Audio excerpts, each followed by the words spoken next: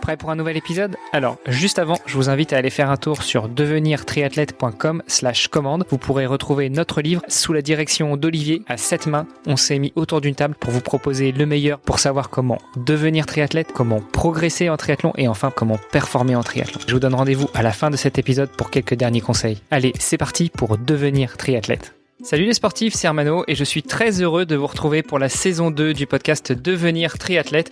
Pour co-animer cet épisode, Olivier De Scooter, le fondateur de la marque Oana, est toujours à mes côtés et le sera toujours sur ce podcast. Salut Olivier. Salut Hermano, ça fait 1 an et on garde toujours la patate.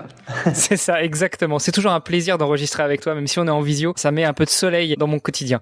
Et puis, pour ouvrir cette saison 2, nous vous avons choisi un bel invité. Lui aussi nous ramène un peu de soleil parce que j'ai entendu un petit peu d'accent quand on était en off, quand on préparait un petit peu cet épisode. Bref, arrêtons là le suspense. Nous recevons Philippe Martin. Bonjour Philippe. Bonjour à tous. J'ai vu passer un de tes posts sur LinkedIn et je me suis dit ce serait l'invité idéal pour venir parler de lui, de son expérience du triathlon mais aussi de sa carrière parce que tu vas nous dire tout ça. Je pense que tu as un emploi du temps professionnel bien chargé, mais déjà, ce que je te propose, c'est de te présenter. Qui es-tu? Que fais-tu dans la vie? Si tu veux aborder ce sujet, quel âge as-tu? On va en rester là pour les mensurations, on va pas aller plus loin. Et puis, ton parcours, tes débuts dans le sport, comment est-ce que tu as rencontré le triathlon? Enfin, ça fait beaucoup de questions, mais on va essayer de te guider sur tout ça. Je vais commencer déjà par l'histoire du post, puisque j'ai beaucoup hésité en fait à le poster sur LinkedIn.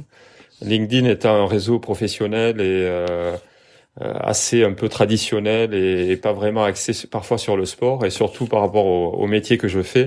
C'était pas un post pour la performance, hein, c'était plus un post pour essayer de lier l'environnement professionnel et l'environnement sportif et la démarche un petit peu intellectuelle que l'on fait quand on fait ce type de sport et ce type de job, quoi. C'était ça l'objectif, sans aucune prétention, je dirais, de performance, quoi. Voilà, c'était un peu pour poser le décor, on va dire. Ouais, et puis ce sont quand même deux choses qui se nourrissent vachement. Enfin, je veux dire la carrière professionnelle, surtout à haut niveau, et puis le sport de haut niveau aussi entre guillemets, puisqu'à partir du moment où on est sur des triathlons longue distance de type Ironman, en général, c'est assez conséquent en termes de préparation. Donc, je pense qu'il y a énormément de parallèles à faire à ce niveau-là. Tout à fait. Voilà, donc je m'appelle Philippe Martin, donc j'ai 56 ans, j'ai 2 enfants qui sont grands, un fils et une fille. Je suis en couple avec mon épouse là depuis 33 ans. Je dirais on en parlera tout à l'heure, donc elle fait partie un peu de mon histoire à la fois sportive et professionnelle. Je suis directeur général donc d'une division du groupe aéronautique Safran, qui est un des plus gros groupes mondial aéronautique. Et voilà, donc je suis dans une division qui produit des équipements de conditionnement d'air pour l'aéronautique. C'est plus de 1000 personnes, plus de 200 millions d'euros de chiffre d'affaires. Voilà, donc, et je suis basé à Toulouse depuis 1 an. J'ai commencé le triathlon en 1988. Donc, ça va faire rire certains qui étaient peut-être pas nés à cette époque-là. J'ai commencé les Ironman en 2003 en fait. Voilà. Après, en termes de background, j'ai toujours fait du sport depuis gamin, un petit peu de tout, de l'athlé, du rugby, du handball. J'ai été pendant pas mal d'années gardien de but au foot. Voilà, j'étais déjà dans une position dans l'équipe un peu particulière hein, puisque j'étais pas joueur de champ, j'étais gardien de but. Voilà. Et puis après, j'ai fait quelques années de squash jusqu'en 2e série. Donc jusqu'à un niveau assez qui était pas trop mal quoi. Donc c'était un petit peu Tu étais gardien de but, donc le gardien de but en général il court pas des masses, probablement celui qui court le moins dans l'équipe. Qu'est-ce qui fait que sur le terrain ouais, sur le terrain, mais c'est étonnant que le gardien de but devienne triathlète et Ironman. T'aimais pas courir à l'époque? Si, j'ai toujours été très sportif, mais je dirais que mes qualités, je dirais de physique étaient certainement plus adaptées à celles de gardien de but. Voilà, avec des spécificités un petit peu de détente, d'agilité, voilà, qui me caractérisaient un petit peu, quoi. Mais j'ai toujours couru, j'ai toujours été voilà, très très sportif.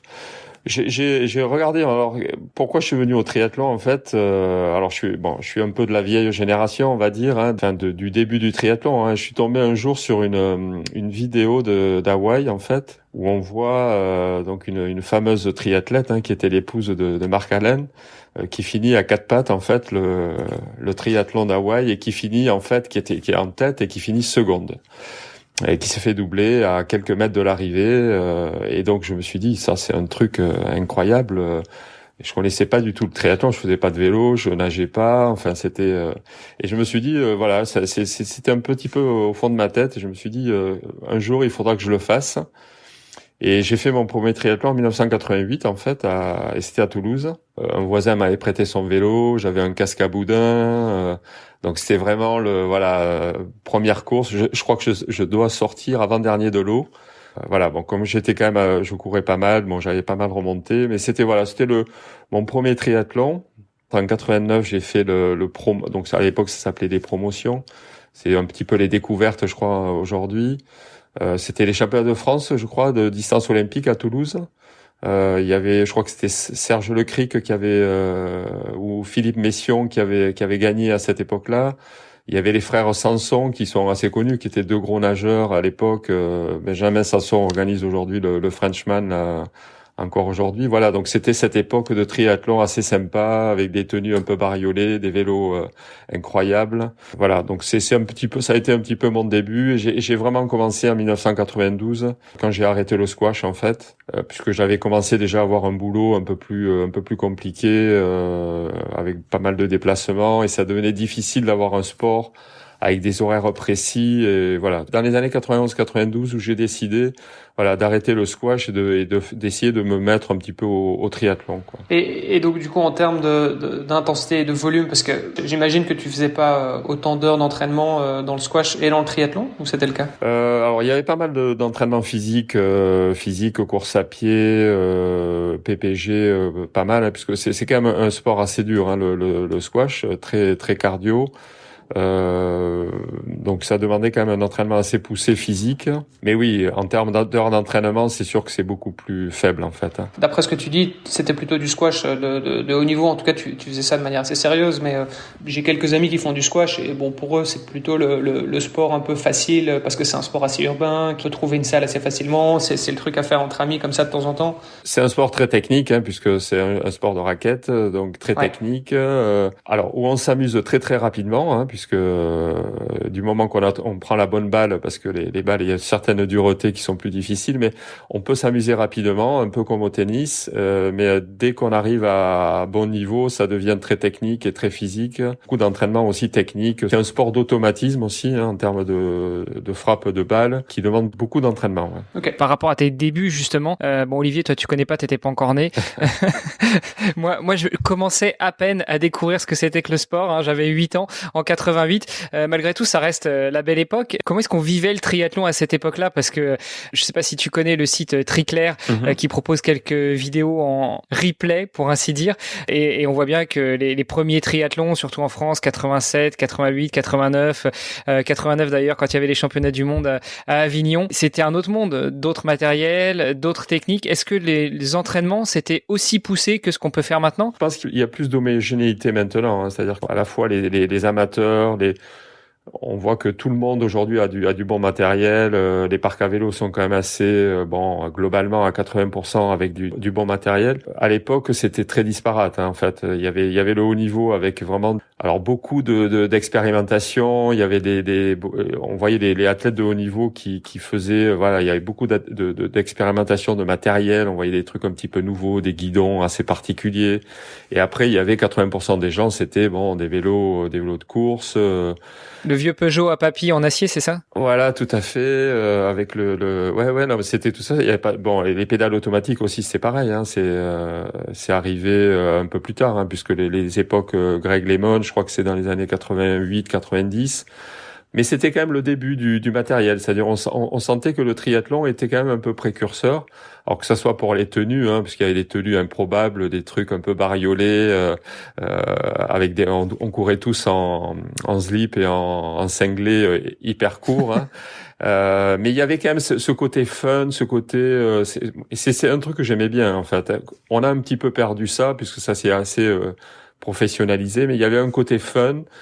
un côté un petit peu aventure, un petit peu exploit. Enfin voilà, c'était une ambiance un peu particulière qu'on retrouvait dans les parcs à vélo, qu'on retrouve un petit peu moins aujourd'hui. Hein, c'est vrai, ça s'est un peu plus professionnalisé. Et puis en termes d'entraînement, oui, c'est clair que c'était pas personnellement, hein, même si je suis pas un sportif de haut niveau. Hein, je suis loin de là. Mais les méthodes d'entraînement ont énormément évolué. Hein, et même moi personnellement, j'ai beaucoup évolué. J'étais toujours à fond toute l'année, hein, c'est-à-dire que j'étais champion du monde d'entraînement et puis j'arrivais sur les courses, bien sûr, j'étais toujours crevé, j'avais toujours des grosses défaillances et je pense que les techniques d'entraînement ont énormément évolué, quoi. Et je crois que plus je vieillis, moins je m'entraîne en fait. Et mes performances en fait ne diminuent pas vraiment, quoi. Donc c'est vraiment un changement d'approche assez fort, hein, d'entraînement, quoi. Ça c'est super intéressant ce que tu nous dis là, et d'ailleurs on pourra certainement y revenir un petit peu plus tard dans la conduite de cet épisode. Donc tu nous as dit 56 ans, directeur général d'une division de chez Safran, pas mal de boulot quand même, un beau parcours où tu découvres le triathlon en 88, tu découvres l'Ironman tu nous as dit 2003. J'avais fait en 95, j'ai fait les championnats du monde à Nice, qui était sur le format un format longue distance, c'est-à-dire c'était 4 km à natation, 120 km à vélo et 30 à pied en fait. Je crois que c'est Simon Lessing qui gagne. Je sais pas si on se rappelle de lui, Simon Lessing qui a été très fort en distance olympique et également en longue distance. Un petit peu moins à Hawaï puisqu'il a pas très bien réussi. Et je crois le deuxième est Van Lierde qui a été deux fois vainqueur à Hawaï il y a quelques années, quoi. Et donc c'était donc j'avais fait en 95 c'était ma première course longue distance, je dirais à Nice. Voilà, après j'ai eu une petite coupure une coupure, je dirais de course puisque j'ai changé de job, je suis parti du côté de Tours et je voyageais énormément à travers le monde et j'ai un peu lâché la compétition, je m'entraînais toujours mais voilà, donc j'ai repris vraiment sérieusement en 2003 avec l'Ironman de Zurich en fait. J'ai commencé vraiment à me focaliser sur ce type de distance, quoi. C'était justement ma question, c'était qu'est-ce qu'on fait entre 88 et 95 où on monte progressivement en distance, 95 format LD français, donc pas forcément plus dur que l'Ironman, mais en tout cas c'était sur les terres de l'Ironman de Nice actuel. Puis après quelques années de pause avant de se lancer dans le bain de l'Ironman, qu'est-ce qui s'est passé dans ta tête de sportif? Est-ce que c'était programmé?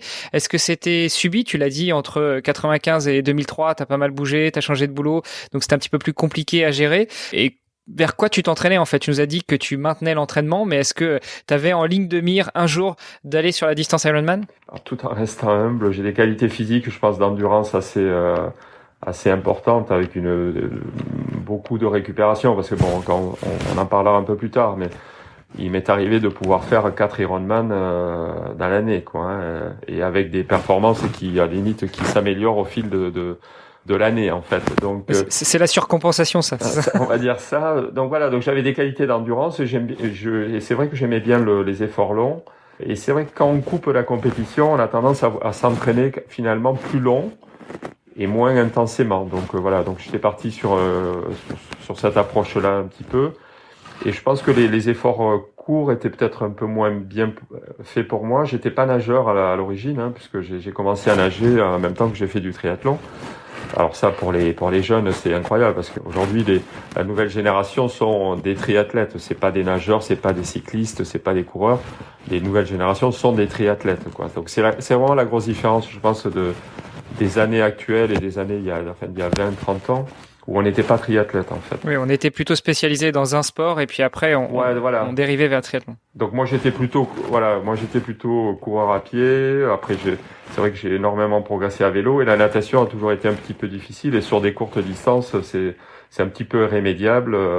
Voilà, pas mal de cyclos dans les années 2000, 99, 2000, 2001. J'ai fait des belles places dans des cyclos comme l'Ariégeoise et des choses comme ça. Donc je me suis dit bon voilà, c'est un sport qui me va bien. Et finalement, la natation, même si j'ai progressé, alors je suis pas un gros nageur, mais voilà, rapidement, dans les années 2002-2003, je pouvais nager 3 km 8 à peu près en 1h06, 1h07. Donc, ce qui me permettait après, voilà, de pouvoir finalement faire une course pleine sur Ironman, quoi. Et puis voilà, ces longues distances, ce cheminement un petit peu long sur une journée, de dire voilà, c'est une compétition assez longue, on a le temps de mettre en place une stratégie, de réfléchir, on a le temps de se rattraper aussi, c'est-à-dire sur une distance olympique, bon, si on n'est pas bien, si on a un problème technique, c'est cuit, quoi. Alors que sur la longue distance, voilà, il y a un peu ce cheminement, un petit peu de course qui me semblait intéressant, quoi. Il y a vraiment deux mondes entre le courte distance et le longue distance. Voilà. Non, et puis j'avais toujours ça en tête, hein, ma course, cette vision de l'Ironman d'Hawaï et de voir ce truc, voilà, je voulais faire un Ironman, quoi. Je voulais, est-ce que je vais y arriver, est-ce que je vais le faire? Bon, et je vous cache pas qu'en 2003, déjà, j'avais un petit peu un coin dans ma tête d'aller visiter Hawaï, quand même, hein. Je me disais, bon, un jour ou l'autre, quand même, il va falloir que j'y aille, hein. Donc, ça a été quand même un gros déclencheur, hein. T'avais dans un coin de ta tête monté sur la distance Ironman et puis un petit peu plus loin mais quand même au fond du cerveau te dire va falloir que j'aille voir les plages hawaïennes. Ouais, c'était quand même un truc que j'avais envie de faire, hein, parce que bon, depuis les années 90, hein, je regardais, j'étais comme tout le monde, scotché au mois d'octobre à regarder les lives, quoi. Et j'ai acheté Triathlète, Trimag, je veux dire tous les. Alors aujourd'hui avec la numérisation, on les achète malheureusement plus ces bouquins, mais puis maintenant on a YouTube. Voilà, j'avais tous mes petits bouquins de triathlète. Ouais, c'était un truc que j'avais envie. Ouais, j'avais envie d'essayer d'atteindre cet objectif. Ouais. C'était quand même quelque chose d'important, quoi. Et à l'époque, c'était quand? Parce qu'aujourd'hui, ça dépend un peu des milieux dans lesquels on est, mais c'est vrai que pour la plupart des gens, quand on dit oui, je suis Ironman, je fais des Ironman par exemple, on est parfois vu un peu comme un extraterrestre. Et pourtant aujourd'hui, c'est quand même quelque chose qui devient de plus en plus courant. Je pense qu'il y a de plus en plus de gens qui deviennent triathlètes là depuis quelques années, c'est en grosse croissance.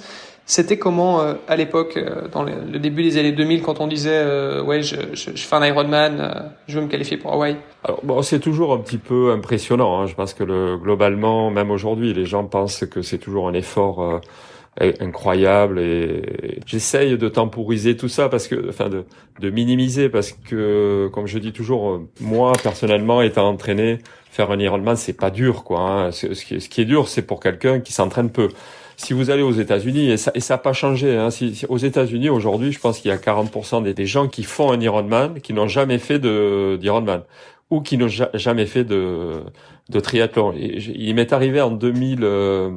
Alors c'était il y a quelques années, mais en 2007, en Arizona, on était à un quart d'heure avant de partir. On était en train de se changer. J'étais à côté d'un Américain un peu costaud. Il avait peut-être un peu forci sur McDonald's et sur le Coca. Et il était en train de s'habiller. Je mettais ma combi et je le vois mettre sa combi à l'envers. C'est-à-dire la face lisse à l'intérieur, et je lui dis, je pense que tu t'es trompé de sens. Et il m'a dit, écoute, ah ouais, désolé, c'est la première fois que je mets une combinaison et c'est mon premier triathlon. Et le gars faisait son premier triathlon, c'était un Ironman, quoi. Ouais, mais c'est un autre monde, les États-Unis, on est bien d'accord. Voilà, donc je pense que ça reste toujours impressionnant pour les gens. Alors le truc un peu particulier aussi dans mon milieu un peu industriel et du type de boulot, de responsabilité que j'ai, c'est très suspicieux, en fait. Un gars qui fait mon job et qui fait du triathlon, c'est pas normal, quoi. C'est-à-dire, c'est un mec qui, soit il bosse pas, soit il fait semblant. Enfin, c'est pas possible, quoi. C'est ça qui est un peu bizarre. Et dans mon milieu, bon, ça, on n'en parle pas trop, quoi. Hein. C'est pas. Il y a des milieux professionnels où c'est très à la mode. C'est super que le patron fasse du sport et tout. Moi, je suis dans un milieu un peu ringard, on va dire, hein, le milieu industriel, et parfois c'est un peu suspicieux, quoi. Les gens trouvent bizarre qu'on puisse faire un Ironman en bossant 12 ou 13 heures par jour, quoi. Et encore plus quand on fait 4 par an. Alors là, on doit vraiment te prendre pour quelqu'un qui bosse pas tant que ça. En fait, on a tendance à pas en parler, en fait, dans son milieu professionnel. Alors, le problème maintenant avec les réseaux sociaux, c'est difficile d'être un peu transparent, quoi. Donc, les choses se savent, mais j'ai essayé de pas en parler beaucoup, en fait, hein, dans mon milieu professionnel. Bah, tu sais que là, c'est raté. Là, maintenant, tu passes sur les ondes internationales. Tout le monde va le savoir. Oui, bon. Après, j'ai une réputation aussi qui me suit maintenant, même dans le groupe Safran, hein. Je dirais que c'est su, c'est connu. Bon, voilà. Je voulais revenir aussi avec toi sur les moments forts, justement, de ta vie de triathlète. Peut-être qu'on va pouvoir passer en revue tes nombreuses courses, et je garde encore un petit peu secret le nombre d'Ironman que tu as déjà terminé. On a bien parlé justement de de ta découverte du triathlon, de ton évolution dans le triathlon, est-ce qu'il y a certains moments forts qui ont vraiment marqué cette vie, cette carrière de triathlète? À commencer par le franchissement des étapes, tu nous l'as dit, du long en 95, de l'Ironman en 2003. Est-ce qu'il y a eu des étapes vraiment marquantes? Est-ce qu'il y a eu des faits qui te reviennent encore fortement en tête quand on parle de ton passé de triathlète? Bon, ça fait 2003, donc ça fait quand même 18 ans que je fais des Ironman, mais en fait, je m'aperçois que chaque année, il y a un truc qui me fait avancer, quoi. Alors, j'ai 56 ans, je sais pas jusqu'où ça va me faire aller, mais il y a chaque année quelque chose qui me fait avancer, c'est ça qui est super, hein. Quand on commence les Ironman, on a quand même des courses en tête, c'est-à-dire il y a des trucs un peu à l'époque, alors c'est un petit peu moins, il y avait Zofingen pour les duathlons, il y avait Lanzarote qui était une course un peu mythique, Embrun, des trucs comme ça, quoi. Alors bien sûr, j'ai commencé par ça, quoi. Donc en 2004, quand j'ai fait Zurich en 2003, en 2004, j'ai fait Lanzarote. Donc super souvenir, bon, une île fantastique. Alors je l'ai fait 7 fois depuis, hein, Lanzarote. J'en parlerai parce que Lanzarote, c'est à la fois une course, bon, qui m'a fait un peu découvrir le vrai triathlon, hein, c'est-à-dire Zurich étant une course un peu germanique avec une certaine organisation. Lanzarote, c'est vraiment l'essence un peu du triathlon, et même aujourd'hui, on retrouve encore le début du triathlon. Ça reste, c'est pas la grosse batterie allemande, américaine avec le gros show. Ça reste un truc encore un peu intimiste, intéressant, quoi.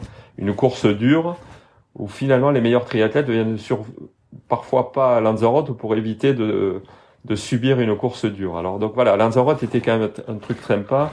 Et j'ai eu des super souvenirs, comme j'ai eu des très mauvais souvenirs que je pourrais partager un peu plus tard.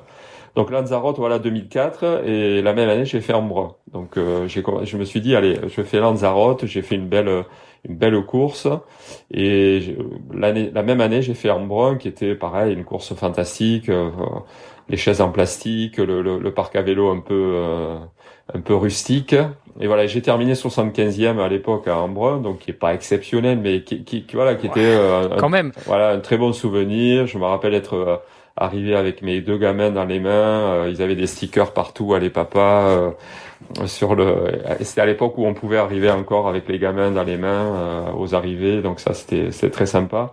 Voilà, donc une belle place à Embrun. Et là, je me dis... Attends, on le rappelle, Embrun, déjà, c'est distance Ironman, mais c'est pas le label Ironman. Et c'est le 15 août, ça, c'est une date immuable. Voilà. Lanzarote, c'était quand? C'était plutôt, hein, c'est au mois d'avril, non? C'est au mois de mai. En principe, c'est vers le 20 mai, c'est le week-end alors je sais plus, de l'Ascension, ou c'est toujours vers le 23 mai, quoi, depuis des années. Alors cette année, ça a été le 3 juillet, mais en principe, c'est au mois de mai, ouais, tout à fait, ouais. Et du coup, c'est quand même 2 parcours qui sont assez exigeants, que ce soit au niveau du dénivelé ou au niveau du vent aussi, un petit peu à Lanzarote. Est-ce que toi, c'est un petit peu ta spécialité, entre guillemets, ou bien t'as fait un petit peu de tout? Ah, j'ai fait de tout, hein. Alors c'est paradoxal, mais je préfère aujourd'hui les parcours roulants. Voilà, les parcours roulants, parce que mon vélo est quand même assez fort. Alors c'est assez particulier parce que Lanzarote en fait n'est pas un parcours de grimpeur on peut penser que Lanzarote est dur, c'est montagneux, et en fait c'est pas du tout. C'est vraiment un parcours de rouleur, quoi. Il y a des gars qui ont gagné Lanzarote. Il y a un Estonien assez fameux là qui organise aujourd'hui l'Ironman d'Estonie, Einar Johansson, là, qui a gagné, qui fait 1m90 à l'époque et qui faisait peut-être 85 ou 90 kilos, quoi. Donc c'est un parcours de rouleur, quoi. C'est un parcours dur de rouleur, beaucoup de vent. Voilà, mais alors qu'Embrun, Embrun est beaucoup plus spécifique et beaucoup plus montagneux. C'est un parcours de montagne. Voilà. J'aime bien les courses roulantes aussi, hein, où je me fais plaisir, quoi. Deuxième année d'expérience sur Ironman, t'en enchaînes 2 à 3 mois d'écart. Qu'est-ce que tu ressors déjà de ce premier doublé après une première expérience? Bon, c'est toujours les mêmes choses, hein, c'est-à-dire la fin des courses, à l'arrivée, de dire non, plus jamais ça, c'est terminé, Philippe. Ça dure 6 secondes en général. Ouais. Alors ça dépend des courses, mais je dirais que bon, voilà, c'est toujours dire non, c'est trop dur, c'est vraiment très très difficile. En général, c'est avant la ligne d'arrivée, ça. Ouais. Et après, on commence à dire ouais, mais finalement, qu'est-ce que j'ai pas bien fait? Qu'est-ce que j'ai loupé? Qu'est-ce que j'ai pas bien fait? Qu'est-ce qui m'a manqué? Est-ce que j'ai bien bu? Est-ce que j'ai bien mangé? Est-ce que j'ai fait ceci? Est-ce que j'ai fait cela? Et puis voilà, donc on chemine et puis on se dit ouais, c'est vrai. Si j'avais fait ça, si j'avais fait ci, ça serait. Donc on se dit bah voilà, on se projette sur une autre course en disant bon, comment améliorer ce que j'ai pas bien fait sur cette course-là? j'ai peut-être pas tout donné. Donc voilà, on se reprojette tout de suite et puis l'envie revient vite, quoi. En fait, on se dit voilà comment je peux améliorer ça, et ça vient assez rapidement. Donc ça, c'était pour le premier vrai moment fort dans ta carrière de triathlète longue distance, d'enchaîner ces deux-là après la première expérience en 2003. T'as d'autres moments forts qui te reviennent comme ça, alors pas forcément sur distance Ironman, mais vraiment des moments forts dans ton expérience, dans ta vie de triathlète? On peut en parler, hein. J'ai eu, par exemple, un gros accident à Lanzarote, quoi, qui m'a énormément marqué, qui a marqué mon épouse aussi, hein, puisque depuis ce temps-là, elle a du mal à me suivre sur les courses, puisque elle était sur le bord du parcours, elle a vu une ambulance passer avec mon vélo accroché derrière, donc ça l'a un peu traumatisé. Donc j'ai eu une grosse chute, en fait, dans la descente du Mirador del Rio, là, qui est la pratiquement dernière montée à Lanzarote, et j'ai chuté dans la descente. Donc j'ai failli perdre des doigts de la main, un petit peu gros traumatisme. La grosse anecdote, c'est que je devais démarrer un nouveau job une semaine après. Et mon nouveau job, c'était prendre la direction générale d'une société, d'une joint venture entre Boeing et Safran au Maroc. Je vais vous tout raconter, hein. Donc Lanzarote, accident, donc je passe la journée à l'hôpital, on me recoue, et là je dis à ma femme, non mais il faut qu'on rentre, quoi. Il faut que je rentre. Dans une semaine, je pars au Maroc. On est parti. Je suis arrivé à Toulouse, je crois, donc parce qu'on a loupé l'avion. Bien sûr, quand j'étais à l'hôpital, on a loupé l'avion. J'ai dû prendre un billet business pour pouvoir rentrer à Toulouse. On est passé par Madrid. Je suis arrivé à Toulouse à 4h du matin. Et à 7h du matin, j'étais au boulot, quoi. Donc j'étais au boulot, la minerve, le bras, la main opérée, des pansements partout. Donc les gens m'ont regardé. Je suis là quand même aller voir mon médecin qui m'a dit, bon, mais Philippe, il faut te faire opérer de la main, si tu vas perdre tes doigts, il y a un souci, ils t'ont mal recousu. Donc j'ai passé la nuit à l'hôpital. Le lendemain matin, je suis reparti à midi, je suis sorti de l'hôpital pour aller bosser. Et le lundi suivant, j'étais à Casablanca, devant donc ma nouvelle boîte. Voilà, donc avec le bras en écharpe, la minerve, voilà. Donc c'est un souvenir qui restera, puisque donc hyper condensé en 10 jours. Voilà, j'ai fait mon Ironman que j'ai pas terminé. J'ai terminé à l'hôpital, j'ai failli perdre mes doigts, et je me retrouve à Casablanca, voilà, tout seul dans ma chambre d'hôtel, à démarrer mon job de directeur général d'une boîte de 700 personnes. Quoi, c'était assez. Du coup, toi qui voulais rester discret vis-à-vis du triathlon, ça t'est raté. Ouais, alors j'ai pas dit qu'est-ce qui m'était arrivé, mais voilà, c'était assez étonnant de voir leur DG arriver avec. Ils ont dû se dire, ils nous ont envoyé un bras cassé, voilà. Au sens propre comme au sens figuré, pour le coup. Des anecdotes, j'en ai plein. Hein. Je peux vous en raconter une autre aussi. Elle est assez récente, hein, en fait. 2020, Covid. Bon, donc difficile, hein. Les triathlons, c'est compliqué, blablabla. Bon, on continue à s'entraîner, à rester motivé. Et puis bon, les choses un peu s'éclaircissent. Et puis je vois que l'Ironman de Cozumel a lieu. Donc je vois le 70.3 quelques mois avant, je vois que ils font la course, je dis bon allez, Philippe, c'est pour toi. Et là, mais malheureusement, on peut pas quitter la France, on peut pas voyager à l'étranger, et je regarde quand même un petit peu qu'est-ce que je peux faire. Bon, je suis directeur général d'une boîte, bon, je peux pas faire une déclaration comme quoi je peux voyager. Donc là, je regarde un petit peu qu'est-ce que je peux faire pour aller faire l'Ironman de Cozumel en novembre 2020. Le truc improbable, quoi.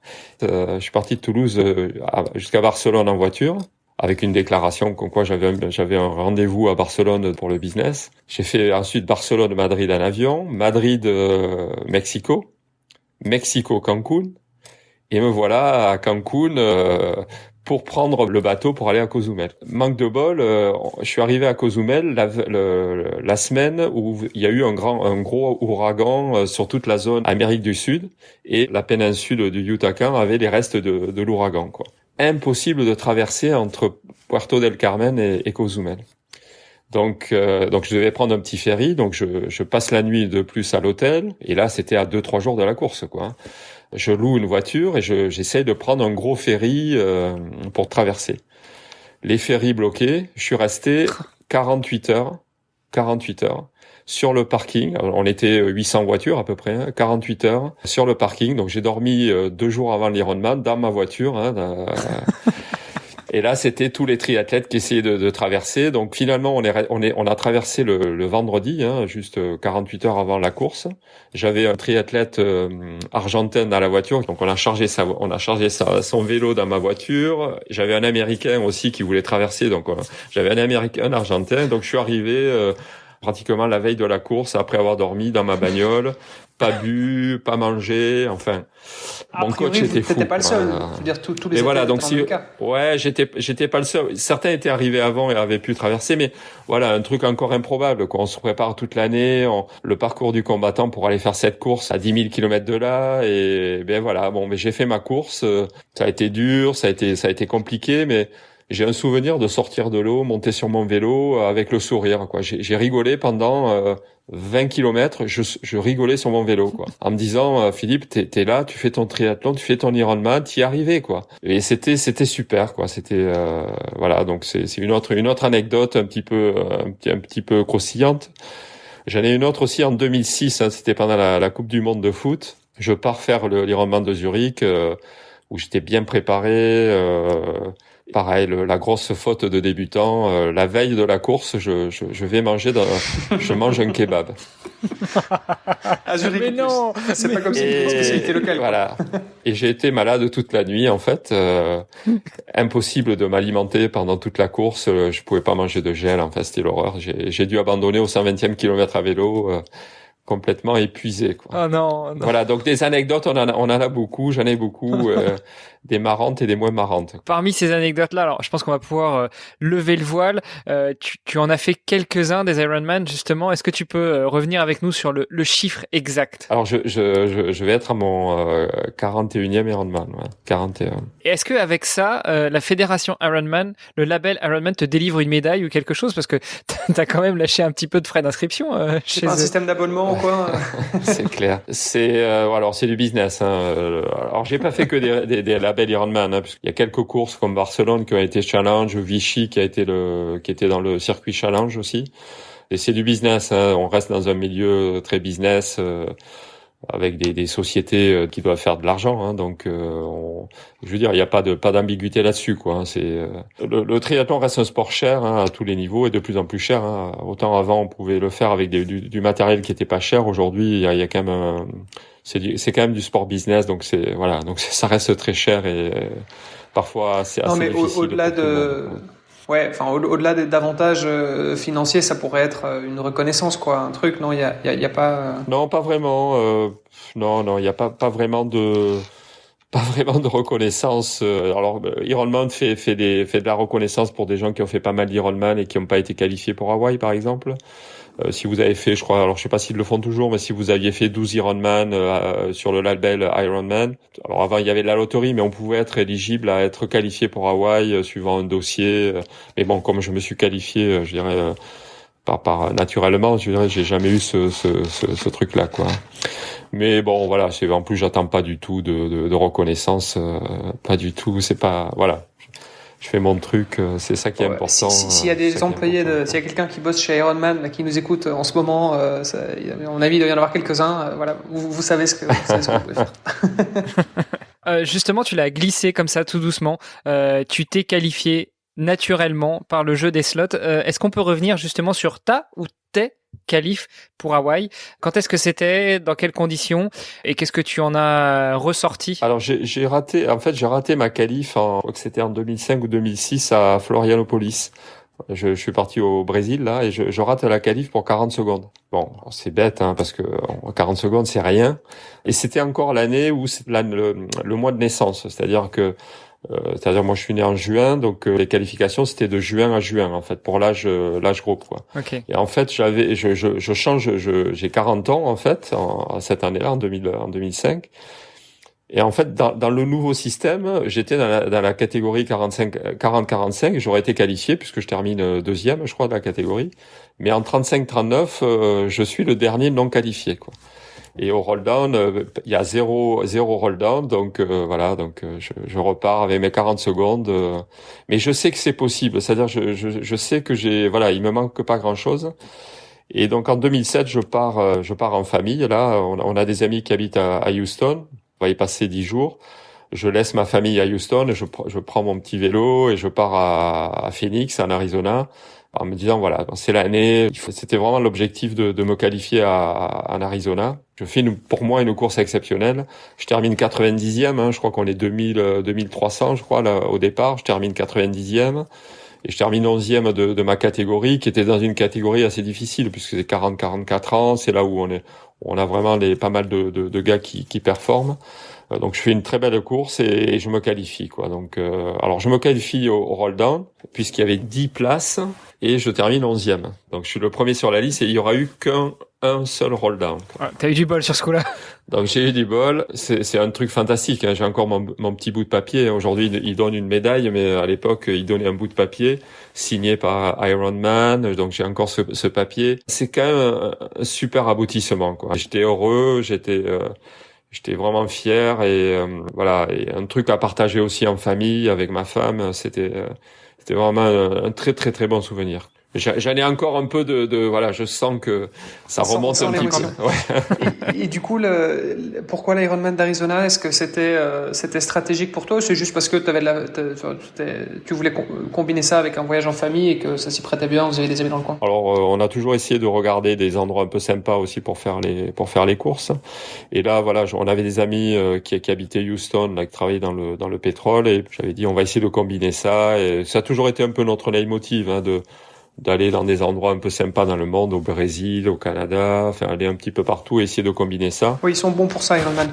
ouais, c'est ça. Et puis voilà, puis j'étais quand même, je roulais pas mal, assez fort à vélo. C'était un parcours assez roulant. Voilà, j'avais fait une course assez pleine, un bon vélo, un bon marathon. Je sais pas, j'avais fait 3h35, un truc comme ça sur le marathon. Donc j'avais fait une course pleine et voilà, ça correspondait un peu à mes qualités aussi de rouleur coureur, quoi, je dirais, hein. Donc 2007, ouais, et je me suis requalifié quelques années après, ouais. Alors justement sur cette première qualif, rappelle-nous l'Ironman d'Arizona, à quelle époque c'est, sachant que Hawaï, on le sait, c'est la deuxième quinzaine d'octobre. C'est au mois d'avril. Maintenant, c'est au mois de novembre, hein, je crois, l'Arizona. À l'époque, c'était vers le 17 avril. L'année où tu t'es qualifié, c'était l'année où tu allais à Hawaï aussi. Ouais, tout à fait, ouais. Donc là, j'ai quand même, j'ai été raisonnable, hein. J'avais pas fait un autre entre les deux. J'ai quand même essayé de préparer au mieux cette course. Je savais que c'était dur. Enfin voilà, je connaissais pas trop, mais je savais, j'avais lu des comptes rendus. Voilà, donc j'avais essayé quand même de préparer au mieux la course. Une natation sans combinaison, hein, pour un non nageur. C'est terrible, Hawaï, hein. C'est se dire il va falloir nager 3 km 8 sans combinaison. Voilà, il y avait quand même une certaine appréhension. Donc voilà, je m'étais dit il faut que à y aller, je voudrais faire quand même une course assez pleine. Et quand tu prépares, parce que tu parlais tout à l'heure de ton coach qui s'arrachait les cheveux pour l'Ironman de Cozumel où tu passais 48 heures dans ta voiture, c'est qui ton coach? Est-ce que t'en as un qui t'a suivi sur toute ta carrière sportive pour l'instant, ou bien t'as changé, tu te coaches un peu toi-même aussi? Comment ça se passe? Au début, je m'entraînais un petit peu tout seul, où je regardais des plans un peu, qui étaient un peu diffusés sur les revues. En fait, j'ai eu vraiment deux coachs et qui m'ont fait chacun progresser, hein, à leur façon, je dirais. Le premier qui m'a fait bien progresser, avec qui j'ai eu une qualif aussi à Hawaï quelques années après, c'est Grégory Boutier. Je sais pas si ça vous dit quelque chose, Greg Boutier, qui a été un triathlète professionnel français, qui a fait de très belles places, qui a fait moins de 9 heures sur des courses Ironman. Voilà, donc j'ai été 3-4 ans avec lui. J'ai arrêté et là depuis 2019 c'est Nicolas Aimé qui me coach. Voilà, avec un. Alors moi j'ai évolué aussi dans mon approche vis-à-vis du sport et vis-à-vis du triathlon. Voilà, il a une approche aussi qui est très intéressante, pas simplement sportive, mais aussi sur l'environnement, je dirais psychologique et d'approche du sport. Le courant est bien passé et voilà, donc ça me permet de continuer à évoluer, je vais pas dire à progresser, mais à pas régresser, quoi, hein. Puisque j'ai 56 ans et finalement je pense que je ne régresse pas encore en termes de... Ouais, finalement, c'est une progression, en fait, de ne pas régresser avec l'âge, ça reste une progression. Oui, tout à fait. Toutes mes données un petit peu physiologiques, de watts, ne déclinent pas. Ils sont plutôt en amélioration. Donc, c'est quand même un message d'espoir, on va dire, pour les jeunes. Une approche un peu plus scientifique et un peu plus structurée. Et moi, m'apporte beaucoup en ce moment, quoi. Voilà, donc hyper important d'avoir un coach, surtout avec un boulot qui est compliqué. Et du coup, justement, enfin, on y vient parce que c'était tes coachs, on va dire, qui étaient peut-être plus orientés préparation physique, voire un petit peu mentale aussi.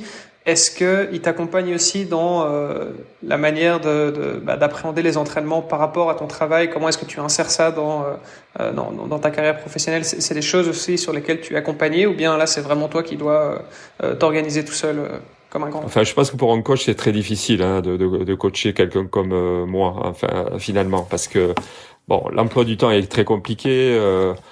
Je vais vous donner une idée. Par exemple, même pendant la période Covid, en 2020, j'ai pris, je crois, 128 fois l'avion.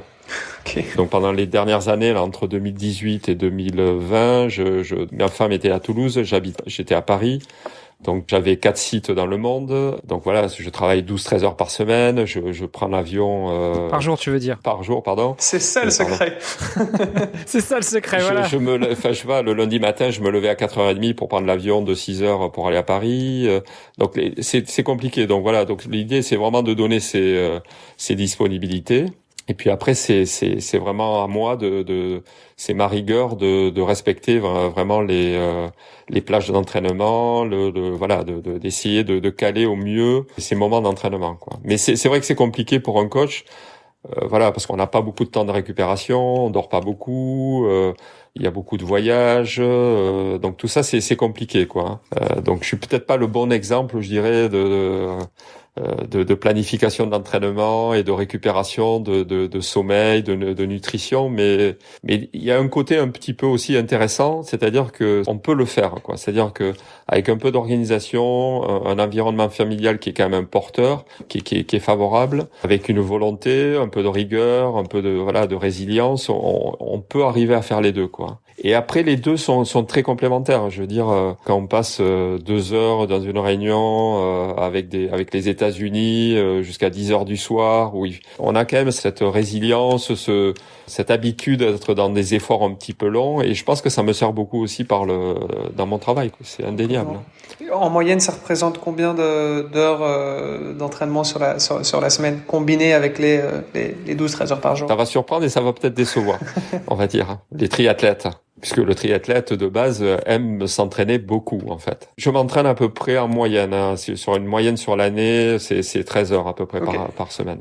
13 heures. Alors, il y a des semaines où ça monte beaucoup plus, soit des stages, soit des périodes où je suis en vacances, où je vais quand même beaucoup plus m'entraîner. Je peux faire des semaines à 25 heures, par exemple, quand je suis en vacances. Mais après, en moyenne, c'est 13 heures par semaine et une grosse partie très concentrée sur le week-end, puisque c'est là où je peux m'entraîner un peu plus. C'est-à-dire, je peux pas faire de vélo le soir, c'est impossible. Alors, mon coach m'a presque fait aimer le home trainer. En même temps, 2020, t'avais pas trop le choix, même si t'as beaucoup pris l'avion. Voilà, donc on a essayé de caler quand même depuis quelque temps des séances un peu qualitatives sur le home trainer, et ça m'a fait pas mal de bien, en fait, depuis 1 an et demi, 2 ans, quoi. Ça me permet un peu de rattraper le manque que j'ai de charge, en fait. Donc je suis quand même un peu limité par la charge d'entraînement. C'est ça qui m'embête un peu, que ça soit même musculairement, c'est-à-dire qu'il y a des séances d'endurance que je peux pas faire parce que j'ai pas le temps. Donc ça peut me limiter musculairement par exemple sur le marathon, où je peux être limité par ça, quoi. Ouais, en même temps, 13 heures en moyenne par semaine pour un triathlète amateur, c'est déjà pas mal. Et puis surtout, t'as 30 ans d'expérience derrière. Oui, mais ça va vite, les sorties vélo. Bon, dès qu'on fait des sorties vélo un peu longues il faut quand même rouler un petit peu. L'entraînement sur longue distance, c'est quand même c'est beaucoup d'endurance fondamentale, Enfin, on parle de Z2 ou de faible cadence. Donc on est souvent, en fait, c'est beaucoup d'entraînement à basse intensité, à contrario sur du DO où on est un peu plus sur des intensités fortes. Une grosse partie de l'entraînement est quand même sur des intensités relativement faibles, voire très faibles, quoi. Mais ça prend du temps, quoi. C'est ça qui est important, quoi. Ce qui est intéressant, c'est cette approche de l'entraînement et le fait de pouvoir continuer à s'améliorer malgré l'âge, quoi. J'ai fait mes meilleurs temps, par exemple vélo, j'ai fait 4h54 par exemple sur 180 km à 48 ans, quoi. J'ai fait moins de 10 heures à 48, 49 ans, alors que je l'avais jamais fait avant. Donc, on peut continuer à progresser, quoi, tout en se spécialisant un peu plus dans cet entraînement. Et là-dedans, j'imagine, il faut que tu fasses des sacrifices aussi. Ça fait partie un peu de la vie du triathlète, surtout du triathlète amateur qui, en plus de ça, est DG et a un emploi du temps comme le tien. C'est quoi les sacrifices que tu fais? Il n'y a aucun sacrifice. Si je faisais des sacrifices, j'arrêterais le triathlon. Non, c'est difficile. On peut pas parler de sacrifice. Ça serait difficile. Ça veut dire, je vais parler un petit peu, un peu plus intimement, mais dire que j'aurais fait des sacrifices, ça veut dire que j'aurais sacrifié ma vie de famille, j'aurais sacrifié mes enfants, j'aurais sacrifié la vie avec ma femme. Donc c'est pas du tout ça. Par contre, j'optimise au maximum mon temps, c'est-à-dire que je regarde pas la télé, je lis les news dans l'avion, c'est vraiment une question d'optimisation et j'essaye au maximum de pas effectivement avoir une obligation de sacrifice. Et je crois que ça c'est très important pour pouvoir être voilà bien dans ses baskets tout le temps et que ce soit au boulot et c'est vrai que c'est très difficile parce que ça demande beaucoup de contraintes de temps, d'organisation. Comme je dis souvent à mon coach, quand j'arrêterai le triathlon, il y a un truc qui s'arrêtera, c'est cette sensation d'être minuté. Ouais. Par rapport à quelqu'un qui a peut-être un job un peu plus tranquille ou qui travaille un peu moins. C'est-à-dire si je me lève à 5 heures du matin pour faire une séance de course à pied, je sais que il faut que je me lève à 5 heures, à 5h10, je parte courir. J'arrive à 6 heures. À 6 heures, je sais que voilà, je vais déjeuner, qu'à 7h30, j'ai une réunion qui va commencer. Je sais que tout est timé, quoi. Hein. Et le soir, c'est pareil. Donc, c'est pas du sacrifice. Hein. Je pense que c'est une question d'organisation. Il faut un support familial qui est super important aussi, quoi. Ça, c'est primordial. Ça, c'est sûr. Le support familial, ça, c'est quelque chose qui est indispensable. Bon, du coup, effectivement, je pense que ça dépend un petit peu où est-ce qu'on met le curseur quand on parle de sacrifice, mais au final, je pense que tu l'as dit aussi tout à l'heure, c'est pas l'idéal en termes de récupération, donc tu sacrifies peut-être un petit peu de temps de récupération. Il y a peut-être d'autres choses aussi qui pourraient être un sacrifice pour d'autres personnes qui ne le sont peut-être pas nécessairement pour toi. Je sais pas, ça peut être un dîner avec des amis ou ce genre de choses. Enfin voilà, il y a des gens voilà, on va tous décider d'investir notre temps d'une manière ou d'une autre, et donc ça pourrait être des sacrifices, mais qui pour toi tu ne considères pas ça comme un sacrifice, quoi. Par rapport au triathlon et au sport en général, je pense que je suis pas, on va dire, le triathlon est pas vraiment un objectif pour moi de course, de faire des courses, faire des performances. C'est plus devenu au fil des temps une façon de vivre un petit peu. C'est un mode de vie. Voilà, un mode de vie, un mode ça rythme un peu ma vie perso, ma vie professionnelle, ma vie, voilà. Donc ça, c'est devenu une routine un peu qui est nécessaire à mon équilibre. Et est-ce qu'au bureau, quand tu as une réunion avec l'équipe de Washington, tu leur dis non, je suis désolé, je peux pas, j'ai piscine ce soir, ou au contraire, là tu vas essayer de l'autre balancer? Non, alors par contre, je veux dire, à toute la rigueur que je me donne, elle se retranscrit au travail. Hein. C'est-à-dire que je demande à mes équipes une réunion qui dure 1 heure, elle dure 1 heure, quoi. Hein. Si elle dure pas 1h30, quoi. Donc voilà, cette rigueur et cette organisation, je demande aussi, voilà. Alors c'est un peu difficile parfois aux collaborateurs de suivre ce rythme-là, mais voilà, c'est aussi ce qu'on s'oblige un petit peu dans le sport.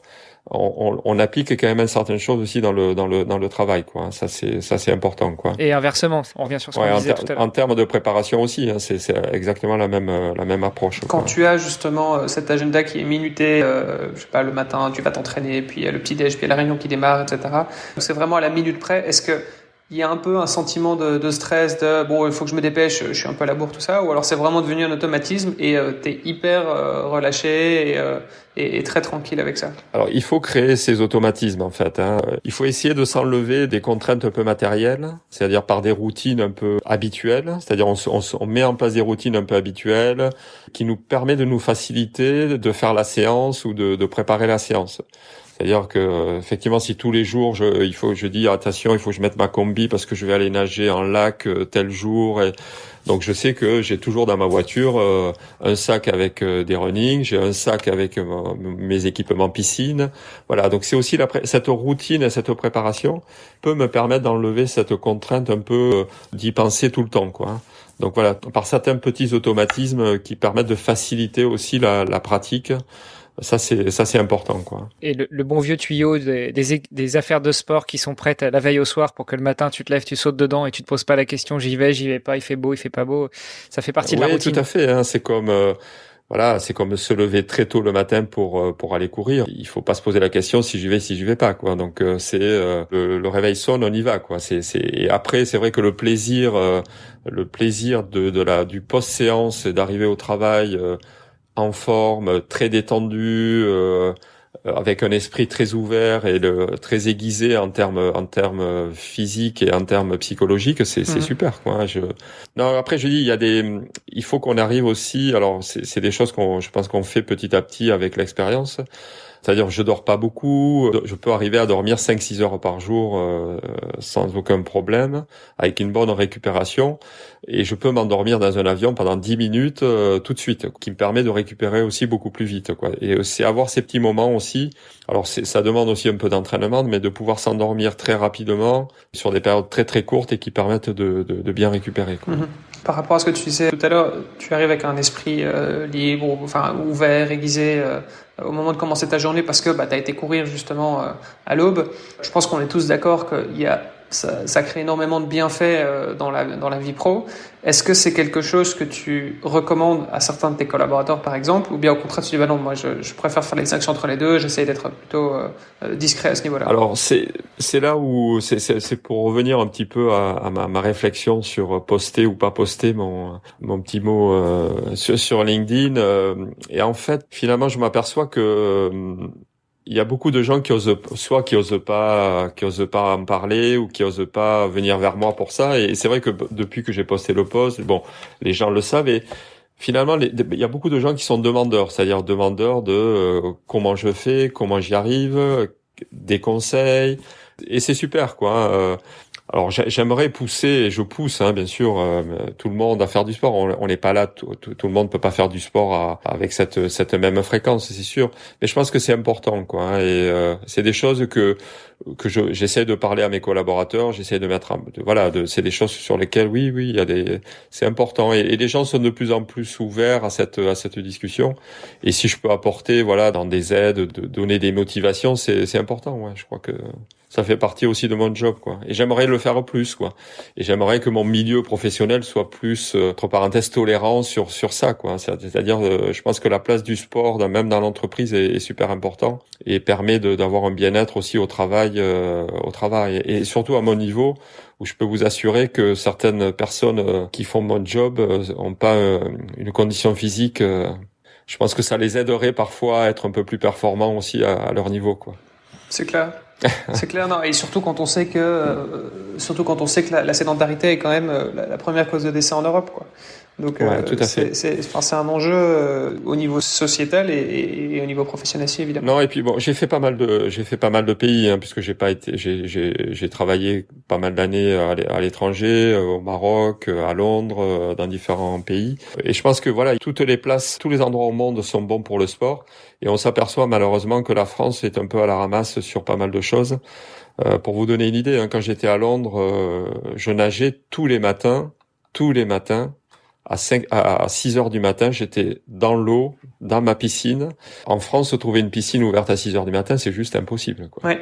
Donc, il y a plein de pays. Le Maroc, c'est pareil. Le Maroc, on peut se dire, c'est un pays en voie de développement où le sport mais c'est faux. Je pouvais nager très tôt le matin. Enfin, il y a des conditions aussi qui sont là pour favoriser ça. Et c'est vrai qu'en France, c'était très difficile, Les piscines, c'est compliqué. Et dans les entreprises, parfois, c'est très compliqué, Quand j'étais au Maroc, même un patron, je faisais pas mal de triathlon. On avait un club de triathlon à Casablanca avec que des Marocains pratiquement, avec des patrons de banques, et c'est vrai que c'était un peu plus démocratisé, quoi. C'est-à-dire il n'y avait pas de suspicion, les gens allaient faire de l'entraînement et il y avait aucun souci, quoi. En France, on est encore un peu je pense qu'il y a des progrès à faire, quoi. Après, je pense qu'il y a aussi, parce que moi j'ai travaillé par exemple au Pérou et j'avais aussi cette impression, c'est que je suis dans un club et tous les autres triathlètes, c'était des gens qui avaient un certain statut, on va dire socio-économique. Et là où en France c'est peut-être un petit peu plus accessible, quand tu vas dans ces pays-là c'est beaucoup plus difficile. S'acheter déjà tous les matériels, payer l'inscription à une course Ironman, etc. Donc ça devient un petit peu des sports élitistes dans certains pays. Ça, je pense que ça fait aussi peut-être un peu la différence, quoi. C'est vrai, mais on peut faire des choses. Alors, pour revenir à quelques anecdotes ou quelques moments de vie liés au triathlon, je crois que c'est quand je suis arrivé au Maroc, donc après mon accident de Lanzarote, là. C'était au mois d'août, je crois. J'étais avec ma femme, on part à Rabat faire visiter la ville et je vois une petite affiche une affiche qui dit premier triathlon de Rabat. Je dis à ma femme, je dis t'es dingue. J'avais repris, bon, c'était le mois d'août, ça fait 2 mois et demi, j'avais repris un peu l'entraînement, j'avais encore quelques soucis à la main, mais ça allait, j'avais repris l'entraînement, et je dis à ma femme, je vais faire ce premier triathlon à Rabat, c'est pas possible, quoi. Et donc, je m'inscris à ce triathlon de Rabat. Donc il y avait principalement que des Marocains, donc c'était le truc bon enfant. J'étais avec mon vélo carbone, bon il a fait sensation, c'était un truc de malade. On était en fait, il y avait 2 Européens, un autre, alors je me rappelle plus de son nom, hein, c'est un triathlète français. Alors il est plus trop sur le circuit, c'est un mec qui était assez fort. Et il y avait aussi, je sais pas si vous devez le connaître, je crois que c'est Medik Essadik qui a représenté le Maroc cette année aux Jeux Olympiques et qui était au Racing Club de France, hein, qui est toubib, qui est docteur, qui a fait du triathlon à haut niveau et qui a fait les Jeux Olympiques encore cette année. Alors je pense il doit avoir la 37, pas loin de 40 ans maintenant, mais il est sorti bien en natation. Voilà, il était dans cette course, il a gagné d'ailleurs à l'époque. Et donc je fais ce triathlon de Rabat et je me gare donc je sors mon vélo et à côté de moi il y a un gars qui descend de sa voiture et avec je vois avec handicapé, une jambe atrophiée sur un côté, il met son attelle, il met sa prothèse et on commence à discuter. Donc un mec super sympa, il était avec son frère. Alors je vais dire son nom hein, parce que c'est un ami, et c'est quelqu'un qui est exceptionnel et je pense que ça peut être une bonne idée pour vous de podcast futur, hein. Il vit aux États-Unis maintenant du côté de Sacramento. Donc son nom c'est Mohamed Lana. Donc il a été 3e aux Jeux Olympiques paratriathlon, pas ce Jeux Olympiques là, celui avant à Rio. Il a été 3e hein, paralympique. Et ce gars, donc je le vois et on commence à discuter. Il me dit ouais, c'est mon premier triathlon. Donc il avait son fauteuil roulant, il avait tout ça. Bon, enfin et donc c'est un gars avec qui on a sympathisé et voilà, avec qui j'ai roulé là-bas, j'ai prêté mon vélo, j'ai essayé de lui trouver des trucs. Enfin bon, c'est un gars, voilà, c'est pour revenir un petit peu au Maroc. On a aussi une responsabilité des fois dans ces pays d'aider les sportifs, d'aider les gens qui n'ont pas trop les moyens. Et c'est un gars qui a fait des choses exceptionnelles. Enfin moi à côté, j'avais un petit homme et c'est un gars par exemple qui a fait l'Ironman de Zurich en 12 heures et quelques. Hein. Donc il a fait le vélo normalement et il a fait le marathon avec des béquilles. Pour vous donner une idée, c'est un gars qui a fait la traversée de Gibraltar à la natation. Il a fait le marathon des sables. C'est un gars exceptionnel, quoi. Je sais pas si je lui ai donné la vocation. Mais voilà, c'est un gars que j'ai conseillé, que j'ai essayé d'aider, que j'ai toujours conseillé. On s'est toujours gardé de vue là. Et voilà, c'est des petites choses qu'on fait aussi dans des pays, parce que tu disais, c'est vrai que c'est réservé parfois à des élites hein, dans ces pays-là. Mais aussi on peut donner cette envie et aider certaines personnes dans ces pays-là aussi à faire ce type de sport-là. Et voilà, donc c'est un gars aujourd'hui qui fait des choses exceptionnelles dans sa vie. Donc c'est un Marocain qui est parti aux États-Unis, qui a obtenu la green card, qui est marié à une Hawaïenne, qui a 3 gamins et qui est un sportif accompli. Et c'est vraiment super, quoi. Je suis fier de l'avoir un petit peu aidé à faire ça, quoi. Oh, c'est une très belle histoire. C'est assez sympa. Puis on garde le nom. Ouais, Mohamed Lana, je pense que c'est très sympa et c'est un gars très très très sympa qui donnera et qui peut donner beaucoup d'humilité, une dimension humaine assez forte, quoi, dans notre sport. C'est vrai que c'est intéressant et bon, d'ailleurs je pense que c'est un bon sujet aussi peut-être pour clôturer tout doucement l'épisode. Tu parles d'humilité, c'est vrai que c'est quelque chose qui est quand même très important, je pense, quand on est dans le triathlon, parce que c'est vrai qu'on peut avoir tendance parfois à se dire, voilà, j'atteins un niveau de condition, en fait, dans plusieurs sports, et je parviens à combiner ça avec ma carrière professionnelle de haut niveau, etc. Donc, voilà, on est vu un petit peu comme des surhommes, entre guillemets, et donc, comment garder finalement cette humilité? Enfin, on a l'impression que tu es quelqu'un de tout à fait normal, je veux dire, père de famille, qui est très humble. Et donc, est-ce que c'est quelque chose que tu travailles particulièrement? Ça fait partie de ta personnalité? T'as toujours été comme ça? On va philosopher un petit peu, mais je pense que c'est toute une histoire un petit peu de vie, quoi. Hein. C'est-à-dire, alors, personne n'est pareil, mais je veux dire, la vie finalement est un tout. Hein. Elle s'appuie sur une famille, sur ses origines, sur une vie professionnelle. Donc tout ça, c'est très lié en fait. Hein. Voilà. Donc et tout est complémentaire en fait. Hein. C'est-à-dire quand on prend des décisions personnelles, elles se retranscrivent sur sa vie professionnelle, sur pas mal de choses. Donc voilà, c'est un tout. Oui, il faut rester humble parce que c'est important. Et je pense que quand on fait du sport, alors difficile ou enfin des choses difficiles, il faut garder toujours en tête sa performance propre. Et quand je dis performance, c'est-à-dire c'est pas la meilleure performance, c'est la performance pour soi. C'est-à-dire c'était un peu ce que je voulais dire dans le post sur LinkedIn. Je voulais pas mettre en avant ma performance sportive, c'est-à-dire, je veux dire, j'ai pas terminé premier, j'ai accompli une course pleine qui m'a permis d'apprécier tout le cheminement que j'avais mis en place pour faire cette course, de prendre le plaisir, voilà, et d'apprécier ce moment-là, quoi. Et voilà, c'est ça qui est important. Donc, il faut pas non plus, voilà, se dire performer, c'est pas performer, être le meilleur de quelque chose, c'est d'arriver à faire ce on a prévu de faire, mais à son niveau, quoi. Et voilà, dans mon métier, c'est pareil. Je serai jamais président de Safran. Je suis pas polytechnicien. Je suis pas, voilà. Donc, je sais très bien qu'il y a des choses qui n'arriveront pas, mais on peut se fixer un objectif. Si on met tout en œuvre pour l'atteindre et tout en restant aussi humble, et même quand on est directeur général d'une société, je veux dire, on travaille avec beaucoup de gens. Il faut embarquer tout le monde. Si on n'a pas un peu d'humilité, un peu d'empathie avec les gens, voilà, et essayer de fixer les objectifs, mais qui soient assez smart, on n'y arrive pas, quoi. Donc tout ça, c'est important. Alors, quoi. en guise de conclusion, je voulais revenir sur une chose que tu as dit tout à l'heure. Tu as dit que quand on parlait d'organisation de vie, pour toi, quand tu arrêteras le triathlon, t'auras plus l'impression d'être chronométré. Est-ce que ça veut dire que tu envisages d'arrêter le triathlon avant d'arrêter ta carrière professionnelle? Alors 56 ans, bon, malgré les débats actuels en France, t'es quand même beaucoup plus près de la retraite qu'un début de carrière. T'envisages d'arrêter le tri avant le boulot, du coup? Alors, le triathlon, j'ai dû l'arrêter à peu près 41 fois. Oui, au moment où tu passes la ligne de l'Ironman. 39 parce que t'as pas fini Lanzarote. Donc je l'ai arrêté plein de fois en fait, hein, mais ça va faire rire pas mal de gens qui me connaissent, puisque j'ai souvent écrit que c'était mon dernier, que j'arrêtais, que ça suffisait, que je pouvais pas faire tout ce que je devais. Enfin, c'est que ça devenait trop compliqué. Bon, j'avoue que c'est difficile, quoi. Même mon épouse voudrait que j'arrête et voudrait que je mette un peu pédale douce là-dessus.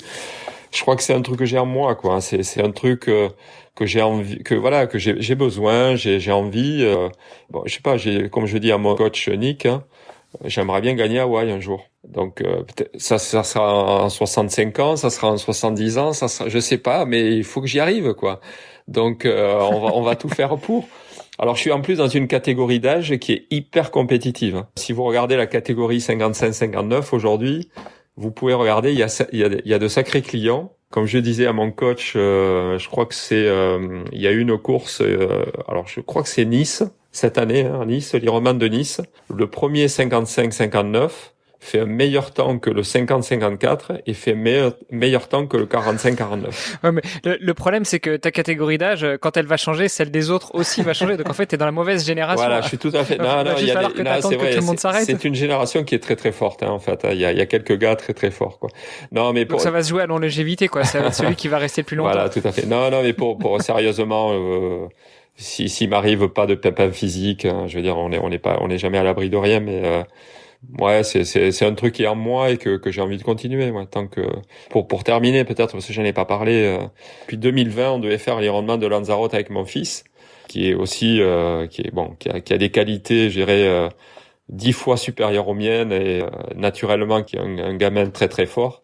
Voilà, c'était notre objectif de faire Lanzarote en 2020. On n'a pas pu le faire. Cette année, bon, ça a été encore repoussé. Il n'a pas pu venir au mois de juillet. Mais voilà, donc on a prévu de faire Lanzarote en 2022 tous les deux, et avec l'espoir d'être. Alors, je sais pas si ça a déjà été fait, d'être père et fils, de pouvoir se qualifier pour Hawaï la même année sur la même course. Écoute, c'est le pire qu'on te souhaite. Franchement, ce serait un bel épilogue. Merci. Philippe, ce podcast s'appelle Devenir triathlète et je voudrais inaugurer avec toi pour cette deuxième saison la question de fin du podcast. Olivier était pas encore au courant. Et si tu vois son visage, il a l'air un peu étonné. Non, tout simplement, toi qui as de la bouteille, pour ainsi dire, dans le triathlon, quel est selon toi le meilleur conseil que tu puisses donner à quelqu'un qui veut devenir triathlète? Bon, j'ai pas réfléchi, donc là tu me prends un peu de. Ouais, moi aussi. Non, j'ai pris tout le monde de court là, c'était fait exprès. Alors, le triathlon est un sport qui est vraiment très bien équilibré, qui est qui est un sport à la fois porté, à la fois voilà. Donc c'est une combinaison de 3 sports qui sont musculairement très harmonieux, hein, c'est-à-dire un triathlète à comparer à un coureur à pied ou un nageur, c'est un sport très équilibré. Je pense que c'est un sport très moderne, qui est très bien dans le moment, quoi, dans notre ère là des années 2020, où il y a beaucoup de vélo, on fait beaucoup de vélo, où il y a du sport nature, voilà. Donc c'est un sport qui est assez qu'on peut faire partout. On peut, même si le matériel coûte cher, je pense qu'on peut le faire d'une manière assez simple aussi, hein, également. On peut nager en lac, on peut courir en nature, on peut faire du vélo, différentes façons de vélo. Aujourd'hui, il y a beaucoup de types de triathlon. Il y a pas que du triathlon. On peut faire du X-Trail. Il y a beaucoup de. Donc c'est un sport finalement assez complet et assez complet physiquement et qui peut nous ouvrir sur beaucoup de choses, du vélo, du trail, beaucoup de sports, quoi. Voilà, donc et puis il faut, je pense, démocratiser le truc, quoi. Faire un triathlon, c'est pas beaucoup plus difficile qu'un marathon. Un marathon a été toujours beaucoup plus douloureux à récupérer qu'un triathlon. Donc il faut pas avoir peur. Marathon sec, effectivement, c'est plus difficile à récupérer. Voilà, ouais, tout à fait. Donc voilà, donc je pense que c'est très fun. Voilà, et puis c'est un sport complet. Et c'est très très sympa et qu'on peut faire assez simplement en fait. Hein. Évidemment, on mettra tous les liens pour te contacter dans les notes de cet épisode, mais peut-être rapidement, le meilleur moyen pour rentrer en contact avec toi, si on est un employé de Safran, entre autres, et qu'on souhaite poser une question à son DG pour savoir comment il a découvert le triathlon, comment est-ce qu'il a performé, comment est-ce qu'il évolue, pour en savoir un peu plus sur tout ce qu'on s'est raconté pendant cette heure ensemble, quel est le meilleur moyen ? Ouais, LinkedIn, je pense que c'est le meilleur moyen. Juste pour info, le dernier post, j'ai 53 000 vues, quoi, hein, sur LinkedIn, quoi. Avec des gens du monde entier, avec des questions parfois un peu, des gens qui m'ont contacté personnellement sur des partages, j'ai trouvé ça super sympa et, des jeunes triathlètes, des jeunes étudiants chez Super Héros, des polytechniciens qui me disent, je suis étudiant en Polytechnique, comment je peux faire pour faire ce que vous faites au niveau du job et faire de l'Ironman. Et je trouve que ça, moi, c'est super. Moi, je trouve que c'est vraiment super. Et si je peux aider ou enfin donner quelques conseils, ça, en toute humilité, ça me fera plaisir. Génial. Ouais, donc LinkedIn, ouais, il y a pas de souci. Hein. Les gens peuvent me contacter. Super. Eh ben, un grand merci Philippe, c'était passionnant. Merci à vous. Merci pour votre implication aussi dans le triathlon. Je pense que c'est important aussi que des personnes comme vous fassent l'effort de partager cette passion. Je crois que c'est important, quoi. Ben écoute, c'est effectivement l'essence même de notre média. C'est comment devenir triathlète et comment démocratiser tout ça. Super. Merci beaucoup. Merci à vous. Merci à toi. Un grand merci Philippe. Passe une bonne journée. Ciao. Merci. Merci d'avoir écouté cet épisode jusqu'au bout. N'oubliez pas de rejoindre notre groupe Facebook pour discuter avec les invités, commenter et poser vos questions.